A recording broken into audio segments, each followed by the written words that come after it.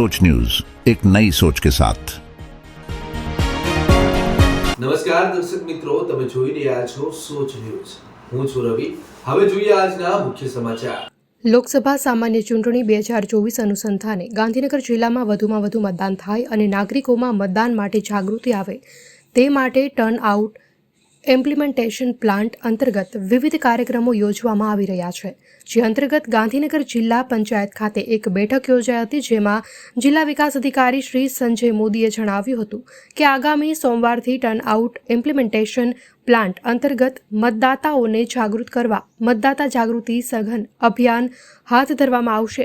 આ સઘન અભિયાનમાં વિવિધ પ્રવૃત્તિઓ માટે આયોજન કરવામાં આવશે। મતદાતા જાગૃતિ કાર્યક્રમ અન્વયે ગાંધીનગર જિલ્લામાં વિવિધ સ્થળો ખાતે તારીખ 22 એપ્રિલ 2024થી તારીખ 5 મે 2024 દરમિયાન વિવિધ પ્રવૃત્તિઓ દ્વારા લોકોને મતદાન કરવાની પ્રેરણા આપતા કાર્યક્રમો યોજાશે, જેમાં RWS સાથે મીટિંગ, અવસર ડિસ્કાઉન્ટ અંતર્ગત દુકાનો, રેસ્ટોરન્ટ, હોટલ, મેડિકલ સ્ટોર્સમાં મત આપનાર નાગરિકોને 7% ડિસ્કાઉન્ટ આપવું અને મતદાનના દિવસે પેઇડ રજા અંગે ચર્ચા કરવી, કેમ્પસ એમ્બેસેડર થકી ચર્ચા, મતદારોને જોડવા માટે જિલ્લાઓમાં અસરકારક પ્રવૃત્તિઓ હાથ ધરવી, જાહેર મેળાવડા કે ભીડવાળા સ્થળો જેવા કે મોલ, મેદાન, બગીચા વગેરે જગ્યાઓએ મત જાગૃતિ કાર્યક્રમ કરવા ઉપરાંત સમૂહ મહેંદી દ્વારા એક જ સમયે વિવિધ સ્થળોએ સૌથી વધુ સંખ્યામાં મહેંદી પ્રવૃત્તિના રેકોર્ડનો પ્રયાસ કરવો, આંગણવાડી અને આશા વર્કર બહેનોને જોડી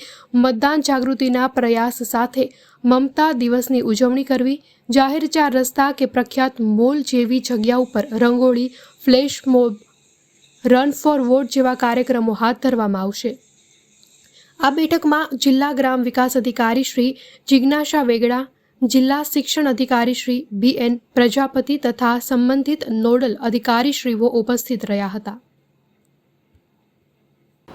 આપણે સૌ જાણીએ છીએ કે મતદાન કરે એની પહેલાં આપણે જ્યારે મતદાન મથકમાં પોતાનો મત આપીએ એની પહેલાં આપણી આંગળી ઉપર અવિલોપ્ય શાહીથી એક માર્ક કરવામાં આવે છે। આ જે અવિલોપ્ય શાહી છે એનો જોગવાઈ આપણને રેપ્રેઝન્ટેશન ઓફ પીપલ્સ એક્ટ 1951ની કલમ 61માં મળે છે, જેમાં એવું કહેવામાં આવ્યું છે કે બોગસ વોટિંગ ના થાય અથવા ડબલ વોટિંગ ના કરી શકે, એના માટે આવી કોઈપણ પ્રકારની શાહીનો આપણે ઉપયોગ કરી શકીશું। આ જે શાહી છે એ માત્ર ને માત્ર એક જ જગ્યાએ બને છે। એ મૈસૂર પેઇન્ટ્સ અને વાર્નિશ લિમિટેડ કરીને એક ગવર્મેન્ટ હોલ્ડિંગ છે જે આ અવિલોપ્ય શાહી બનાવે છે। હાલના ડેટા પ્રમાણે 26 લાખથી વધારે બોટલ્સ આ જે સહીની છે એ પૂરેપૂરા ઇલેક્શન્સમાં એનો ઉપયોગ થવાનો છે।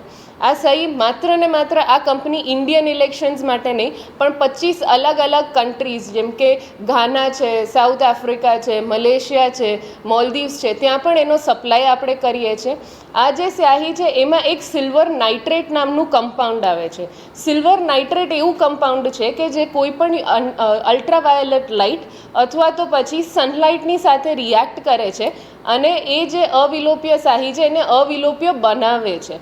આ શાહીનો અસર લગભગ 2 અઠવાડિયાથી લઈને 4 અઠવાડિયા સુધીમાં એ તમારા હાથ ઉપરથી એનો રંગ નથી નીકળતો અને આના માટે થઈને કોઈ પણ વ્યક્તિ એક જ વાર મત આપે એના માટે થઈને આ અવિલોપ્ય શાહીનો ઉપયોગ આપણે ઇલેક્શન્સમાં કરતા હોઈએ છીએ। તારીખ 12મીથી લઈને 19મી સુધી જે નામાંકન પ્રક્રિયા હતી એ પૂર્ણ થયેલી છે। આમાં કુલ જોઈએ તો 7 અમદાવાદ પૂર્વ પર 35 ઉમેદવારોએ કુલ 44 ફોર્મ ભર્યા છે અને 8 અમદાવાદ પશ્ચિમ જે છે એમાં 12 ઉમેદવારોએ કુલ 19 ફોર્મ ભર્યા છે। આમાં કોને કેટલા ફોર્મ ભર્યાની વાત કરીએ તો ભાજપમાંથી 2 ઉમેદવાર દરેક સીટ ઉપર, INCના 2 ઉમેદવાર દરેક સીટ ઉપર ફોર્મ ભરેલ છે। આ સાથે સાથે બહુજન સમાજ પાર્ટી છે, બહુજન મુક્તિ પાર્ટી છે વગેરે પાર્ટીઝ અને અપક્ષે પણ ફોર્મ ભરેલ છે।